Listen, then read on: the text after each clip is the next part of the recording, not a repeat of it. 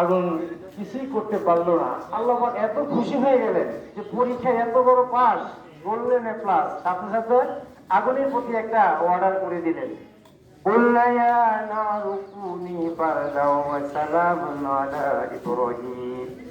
হে আগুন, ইব্রাহিমের জন্য তুমি শান্তিদায়ক ঠান্ডা হয়ে যাও। যদি কইতো যে ঠান্ডা হয়ে যাও, আগুনের ভিতরে ইব্রাহিম আলাইহিস সালাম আল্লাহর হুকুমে কিন্তু বরফ হয়ে যেতেন, ফ্রিজ হয়ে যেতেন। কিন্তু ওইখানে কথা শেষ করে দিতে পারে না, শান্তিদায়ক ঠান্ডা হয়ে যাও। এই পরীক্ষাও ইব্রাহিম আলাইহিস সালাম পাশ করলেন।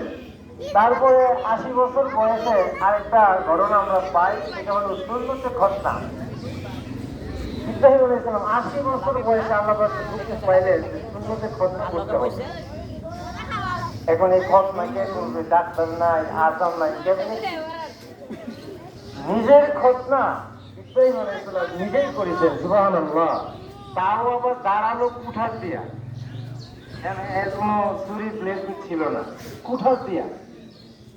হ্যাঁ, নজরুলের অগ্রভাগ হালকা একটু চামড়া কেটে এই মুসলিম জাতিকে তিনি পথ নির্দেশনা দিলেন যে আগত কিয়ামত পর্যন্ত সকল মুসলমানকে এই সুন্নতে খতনা করতেই হবে। সুবহানাল্লাহ। এই পরীক্ষায় পাস, সুন্নতে খতনার পরীক্ষা। হুজুর বলেছেন ৮৬ বছর বয়সে, আচ্ছা বৃদ্ধ বয়সে